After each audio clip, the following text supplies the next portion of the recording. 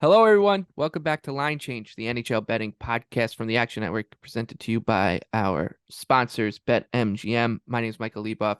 Joining me on this beautiful Thursday night, my birthday, still 8 more minutes. Nick Martin. Uh, Nick, it looks like we will only have 7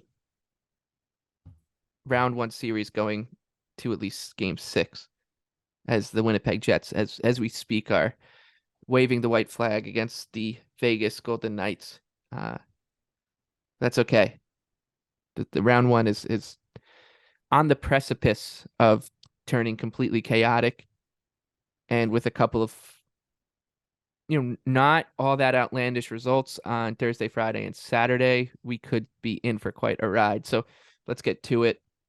I think the theme of this episode will be trying to play into the chaos and beating the betting market to said chaos if it comes. When things like this happen in tournaments, in postseasons, whether it's a tennis tournament and the top 3 seeds get knocked out. March Madness, we saw it with whatever teams made it far. I can't remember. I know at FAU and San Diego State, like all these big seeds falling. If you can beat the results, you can get paid off big time. And I think that's what we're going to talk about a lot here. Let's start with Carolina and the Islanders. Their 7 p.m. puck drop Friday night on Long Island. Islanders -120. Canes even money underdog over under 5.5. I'll be there. I've got nothing from a betting standpoint. I think that if you want to play some player props, Bo Horvat could be interesting. He looked much better in game 5. The Brock Nelson line with Engvall Palmieri as well on the Islanders side, I should say. Those would be the guys I'd circle for props. But what do you have here, Canes and Isles? Yeah, I didn't have much either. I could see New York stealing the series. If I was going to bet New York, I'd be looking to get some sort of a to win series bet going and kind of watching to see if I can target them in game 7. This is the angles I'm looking for right now. For this game, I really didn't have much. I thought the price looked fair, or if anything, like maybe a hair towards where I'm getting more interested in Carolina as a slight underdog. But I think in the series, I could see it being one of those things. They win this game, and then game 7 in Carolina's kind of quietly a tough spot for the Canes, which I think is kind of a theme we might be looking towards with a few of the series here. Yeah, I think that's fair. The Islanders they closed basically in this range for their games 3 and 4. So nothing crazy here. There is a game that we'll talk about later in the show where the number has changed quite a bit from where they were the last time these teams that are playing at home were at home. Let's talk Bruins and Florida Panthers now. Like the Hurricanes, the Bruins let the Panthers off the mat on Wednesday night in overtime. Florida gets a goal from Matthew Tkachuk off a misplay from Linus Ullmark. That was Patrice Bergeron's first game of the series. Bruins -175 on the road on Friday night. Cats +150 over under 6. Nothing from a game standpoint for me, but this is like where we're gonna start talking about the chaos narratives. Matthew Tkachuk is 80-1 to win the Conn Smythe. If I was, if you think the Florida Panthers have a chance to come back, there's a chance here. First of all, that means that they've knocked off the best team in the NHL, right? So the bracket automatically opens up. And they'll be essentially, they'll be an underdog against the Leafs or, the Lightning. Perhaps it'd be like a coin flip against Tampa, but it looks like it'll be Toronto anyways. But it's not an unreasonable take. So if you do think there's something about this series, there's something about the way they match up with the Bruins, I think Tkachuk at 80-1 to win the Conn Smythe is worth a punt. Similarly, and this doesn't sound like a chaos pick because the Bruins are still the Stanley Cup favorites, Taylor Hall and Tyler Bertuzzi. Hall's 66-1. Taylor Bertuzzi's 100-1. The way the Bruins have started, Brad Marchand would he's been the one who, of the stars of their Conn Smythe, kind of the logical winners. He's been the only one that's been up to standard. It's been a slow start for David Pastrnak. He is still, I think, the Conn Smythe favorite. Don't think that's correct. Linus Ullmark's been up and down, and obviously Bergeron has only just started playing. McAvoy, Lindholm, it's pretty hard for defensemen that aren't Cale Makar to win the Conn Smythe. So Taylor Hall's been unplayable. He's been incredible. He scored again. And Tyler Bertuzzi's been really good too. And he's getting a lot of time in that top six. He spent some time on the wing with Bergeron. So those are two guys I just would have circled as potential punts for the Bruins. Marchand is still hanging out at 25-1. If you would just rather go that route, go right ahead. But yeah, the Bruins may still win the Stanley Cup, but it just doesn't look like right now the formula is going to be what everybody expected it to be. Yeah, I like Marchand just because like I think he's got a good edge out of the guys that are going to be like logically in the race moving forward. Bertuzzi, I don't think he hangs around in this. He's had a hot start, but to me, it just feels like one of those things when we get deeper into it, we see a bigger sample. He's just too far down the line of guys where I'm like, he's not going to end up being the MVP. Hall, I could see he's won the Hart Trophy, like he's absolutely crushing it. I'd be a little more inclined to go with him, but I like the Marchand take. Who knows? For me, I think the Bruins one's close. There's probably still a lot of lines of thinking there. For this game, I honestly am kind of starting to like Boston. I'm debating how I want to do it.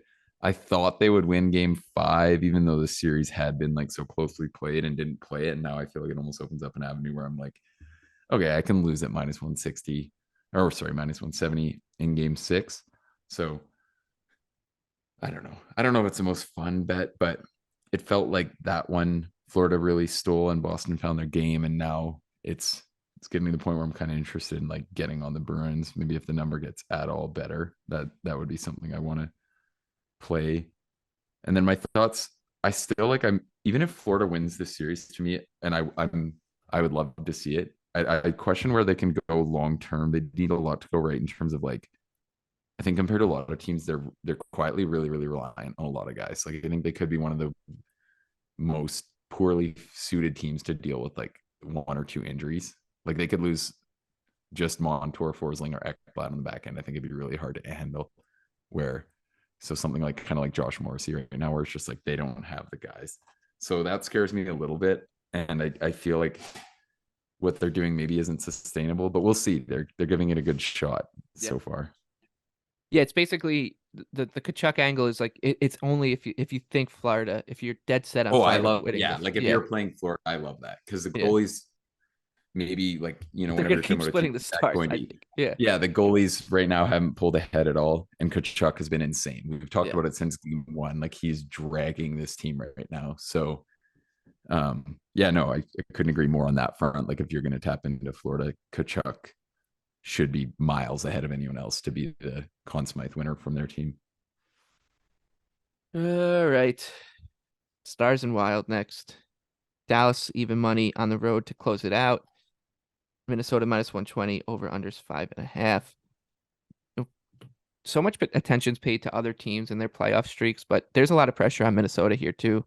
They haven't won a first round series since 2014, 2012, whatever it is, and they've been in the playoffs a bunch of years in a row. Been bounced the first round each time, and I think they've only gone to the second round once since 2004. So there is some kind of outside external pressure here for Minnie, hosting Dallas. This series and these teams, I think, if you've been listening to the show for the whole season, like kind of just been lukewarm on them the whole season. And this series, I thought I was gonna be pretty heavy on Dallas the whole time. That looks like it was correct, but like at some point in the series, I just, because of the Pavelski injury and the way things were kind of trending, I was like, I gotta pull the ripcord here, and I'm just gonna observe. But the Stars had a really good effort the other night. They were aided by a pretty needless penalty from Marcus Foligno, but this line looks about right. I think I would lean slightly towards Minnesota at home, but it's not like an exciting price, so probably pass. Yeah, I think sides. This one looked pretty fair. I agree. I lean Mini. It feels like eventually the Stars aren't just going to get out to like a perfect game script based off like power play goals and running good. Look, they're giving up a breakaway at 5-on-5. It feels like every 5 minutes of play, but it doesn't matter because Uttinger just stops it, and their power plays at something stupid in the playoffs. So their power plays at 40.9%, and that's over a ton of opportunities. So I And don't know they're how many still power not even plays. close to first place in the playoffs. Yeah. So I don't know. Like, it feels like if Mini can clean up not taking penalties, that would go a really long way. I still have thought at even strength over the last 2 games, it's been pretty balanced. That was kind of the worst possible game script and way to start for the Wild, and they never really got going after that. I thought in game 4 it was pretty clear they were the better team and just didn't finish. So yeah, I don't really want to get on the Stars here. Obviously, they have a really good goalie, but it still seems like the kind of chances they're allowing, and their even strength play hasn't been overly sharp. So I think it's the Wild or nothing. Probably one where if I'm thinking about the Wild, though, I'm thinking about looking at them in Game 7 on the road. Yeah. Avalanche and Kraken. So Canes, Bruins, Canes, Isles, Bruins, Cats, Stars, Wild, and Avalanche, Kraken are all on Friday night. So this is the last game. We might have the same thought here. I wrote an Yes. article about it today. I don't know if you saw. We do But have the same thought. I already know yes, exactly I what you're think this talking one is to. a really Talking good bet. about Colorado's minus 155, Kraken plus 135, the over under 6. Once again, I'm talking about this from the chaos narrative. If Seattle beats Colorado, kind of like I was saying with Florida and Boston, that means you've already eliminated perhaps the best team in the conference. You can argue between Edmonton and Colorado. Edmonton's not a sure thing to get through. I mean, they're up 3-2 on Los Angeles, but then they have to take on Vegas, who look up for a fight here in an impressive, albeit, kind of sad performance from Winnipeg. The point is, this thing could completely open up with a Seattle Kraken win. They'd be an underdog against Dallas or Minnesota, but these are beatable teams. And it's not all that crazy if Seattle gets the job done against Colorado to think, holy crap, they could feasibly make it to the Western Conference. And at that point, who knows? Right? The Western Conference final, who knows? So we both have the same long shot future circled. And I'll flip it to you. Yeah, so I think that I'm even relatively low on the Kraken's chances of actually winning the cup. They're at 17-1 right now. I think if I was running a book, I'd be comfortable hanging 25-1 and being fine with that. But what doesn't make any sense to me, Drew Bauer is 200-1 to win the Conn Smythe. That's below 5 other Kraken players right now, which is insane. Like, looking at the way the game's gone, looking at the way the Kraken will need to win if they actually were to go on this miracle run, and considering the kinds of guys that haven't had good starts, he's out and he wasn't really productive before that. Dunn hasn't been productive at all. His stat line right now is quite bad. Schwartz, maybe we could see him kind of having one of those Justin Williams type runs, but I still think at the end of the day, if they get it done, it's with Grubauer dominating. And we forget, like, he's still just 2 years removed from being a Vezina nominee. So, he's been awful for 2 years, but he could do it. And I think, the Kraken, like, you look at whatever models, they're roughly around 8% chance to win the cup, something like that. So I think 200-1 with the likelihood that Grubauer would be the guy is just a good number. Like, it's so long, just like sprinkle something. I think it has a legitimate chance of being like, you get into a good situation. So that's my case for that. I think it's just way too long. And like the Kraken, even the back half of the regular season, we talked about it. They found their game. They're playing like a true top side. We'll see how, like, it seems like so far their win by committee approach is working out surprisingly well in the playoffs. So that's great. And then, yeah, if they got goaltending, everyone knew they were live to do some damage. So I think that's the case for the Kraken. It could fall apart quick. They could easily lose game 6 and lose game 7, right. But we're talking 200-1 here. And like you said, I fully agree. I think they could easily win the next round. I wouldn't like the way they'd match up with Edmonton. But again, like, when you're getting this kind of number, you'll take your chances, and things happen, as we see. Bad bounces happen, injuries happen. So it can open up a little easier than I think that number suggests. Yep. Yeah. I think it's absolutely worth it. He's 200 to 1 out there. There's some big prices on him, and there's a big price discrepancy. So just search around. All right, let's flip it to Saturday. We'll start with Devils and Rangers Saturday night. Devils plus 105 on the road. Rangers minus 125, over under 5.5. New Jersey's won 3 in a row. It looked like the Rangers were well on their way to sweeping the Devils, and everybody would just pat them on the back and say, it was a good season, but they were too inexperienced. The Rangers have been there before, and now, holy moly, the story has changed. And here's how you know it's changed. Here's how you know where the momentum, Big Mo, is pointing. The Rangers closed minus 165 against the Devils in Game 4 at the Garden. They're minus 125 for Game 6. And now I know that there's some context needed because of the way Akira Schmid has played, but Game 4 was his second game. He had just had a pretty good performance in Game 3. Don't think the market expected him to carry on like he has. And I also don't think the market has expected the Rangers to kind of carry on as they have with this. Each game's been worse than the last. They look lost. His power play is lifeless. Some weird coaching decisions. The chemistry isn't there. The kid line has not caught on. And the Devils, I think we said it, top to bottom, New Jersey's the better team in this matchup. But are they the better team at winning playoff hockey games? That's the debate. And if the Rangers aren't winning on the edges with their power play, they're in big trouble. I mean, this game tonight could have been much uglier than 4-0 if Igor Shesterkin wasn't completely on his form. He was really good, and they still lost by 4. Now, this is betting, and everything in betting comes down to price. And the hype that's now surrounding the Devils is kind of like the hype that was surrounding the Rangers after 1 and 2. It's pretty hard to look at minus 125 when these two teams played in this building 3 or 4 days ago, and it was minus 165. So I've got no interest in the Devils here.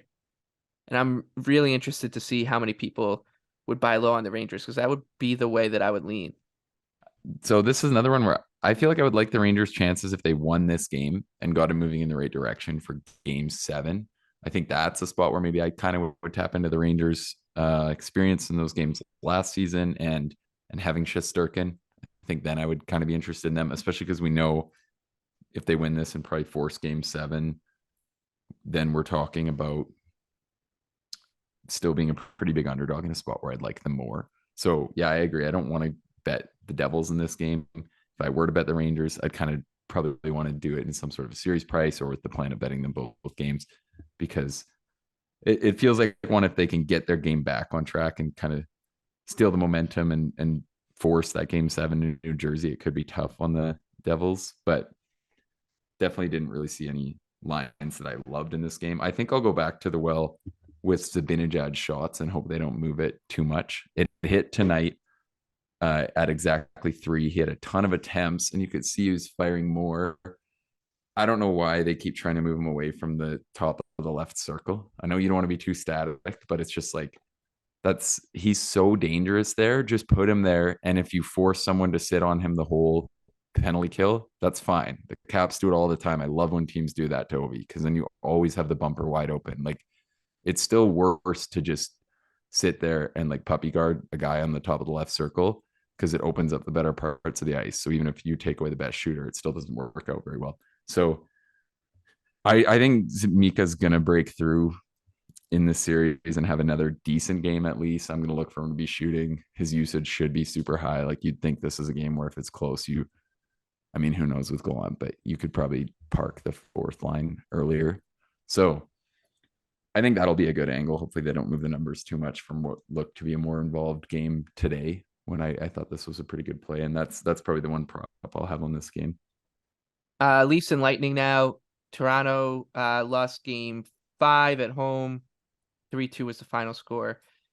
Now the series goes back to Tampa, where Toronto won back-to-back overtime games.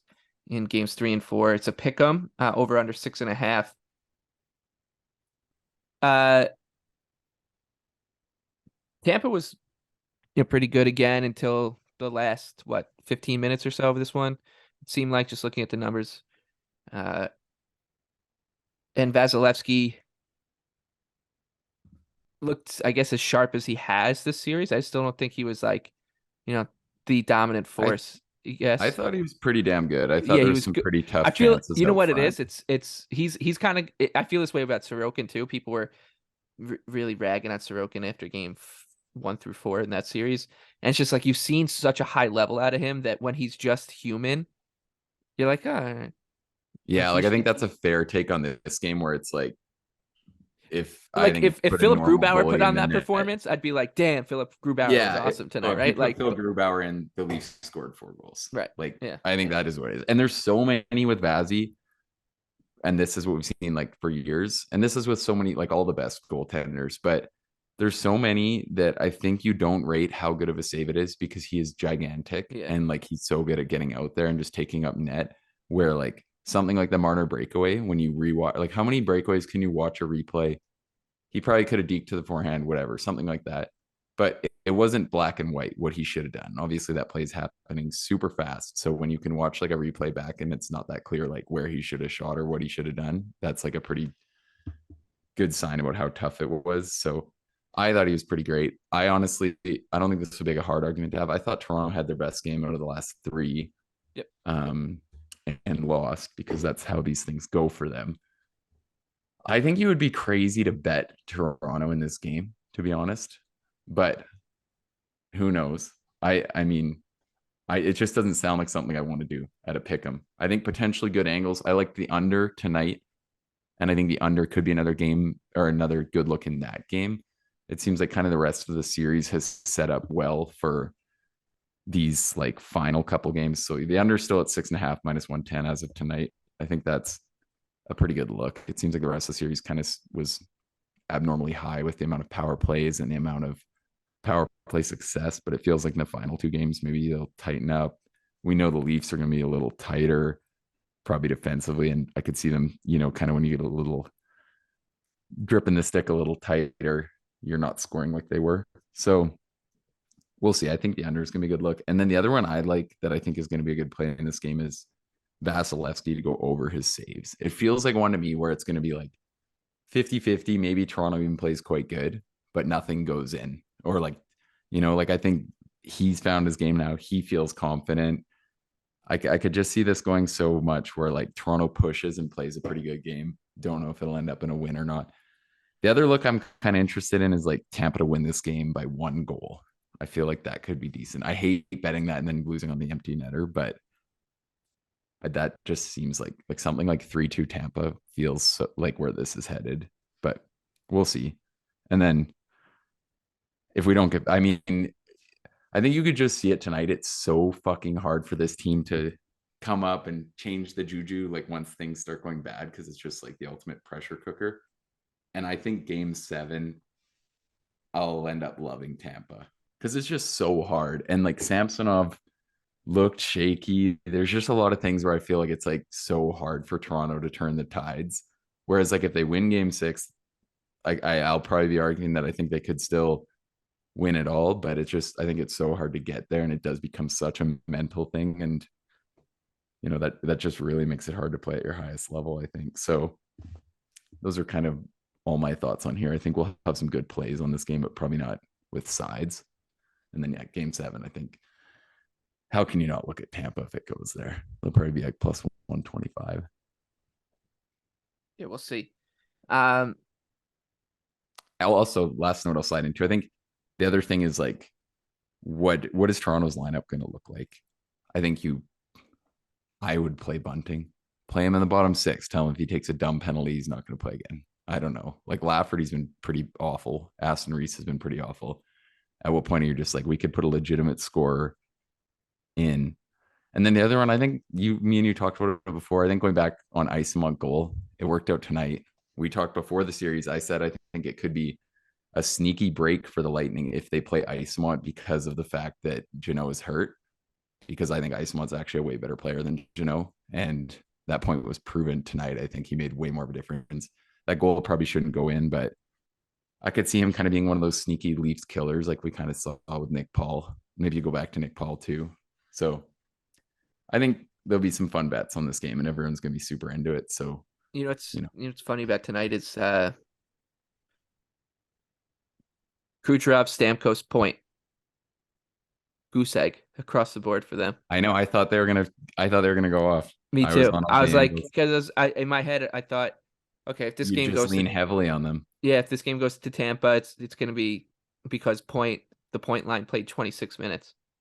And to be fair, point hit like the inner Yeah. post, Yeah. and that would have been. But it's just funny how these, like, you get this idea in your head about how things, like you were just going through how you think this is going to happen for Toronto, and in my head, I'm just like, it seems like all the juju's or the momentum now is with Tampa, and this is when we see things just it go is the other. like that felt like a Game 7 loss for the Leafs. Yeah, but now that's what everyone thinks, and then we you said shake it about it off, we you said it figure it about the out. Rangers, and the Islanders were down 2-0, then they won, then they were down 3-1, whatever. Yeah, and I mean it feels right. Like sometimes this is the way it goes. You gotta wrap it up in 6 on the road, and like they were so close last year. They played good in game 6 in Tampa. Like, Yep. I think that was probably one of the better ones. And then the other one, I'll be even less inclined. It's one player, but if the Leafs slide it Hall out and Liljegren in, I honestly, that would make me drastically less interested in Tampa angles, because Hall's getting dummied. Like the goals in this series are 16-2 or something when he's on the ice, and I know he's getting defensive zone starts like exclusively and whatever, like tough usage. That is still insane. So if he comes out for a defender I really like, that would kind of make me a lot less interested in backing Tampa. Let's get Connor Timmins or Jordy Ben in there too. Well, what are the 10? They had 10 healthy defensemen on the ice in practice. Did you see that? They had 10 healthy defensemen on the ice for their morning or their last practice. Me at all. They're out of their minds. They could have sent a couple of them to Winnipeg. Yeah. The Oilers and Kings is where we'll wrap up. Another Saturday night game. I feel like these teams haven't played in a week. I think they played last on Tuesday, so they were off Wednesday, Thursday, Friday, and then they'll play Saturday night in Hollywood. The Oilers -170, Kings +145, over under 6.5. So here's how the series is set up. When we got to the playoffs, the Oilers hype train was packed to the gills, out of control. Makes sense. Very logical. They had won 9 in a row. They were 18-2-1 since the Matthias Ekholm trade.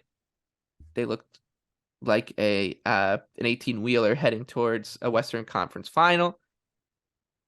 What happens? They take on a Kings team that, I don't want to say they were like disrespected, but they were unfancied, I guess is the best way to look at it in this matchup. As soon as it was set in stone that they were playing Edmonton instead of Vegas, everyone was like, it's too bad for Los Angeles. Another good season, impressive season, and it's going to end because they're just, they're taking on a really good team. And the Kings take game 1. They get 2 of the first 3 games. They go up 3-0 in game 4. Blow that lead. Dubious penalty call helped Edmonton in that. Their power plays clipping at 57%. They scored a goal off a face. I mean, I'm not saying the Kings deserve to be ahead in the series, but the Edmonton hype train is now back in full force, and they're going up against a 104-point team. Their goaltender has not looked all that great yet, Stuart Skinner. And I think overlooking Los Angeles is really dangerous. And here's going back to the chaos, right? The Kings are 31-1 to win the Western Conference. If they get out of this series, there's a chance that it's Dallas, Seattle. If you just take the teams that are up, so let's say Los Angeles does it.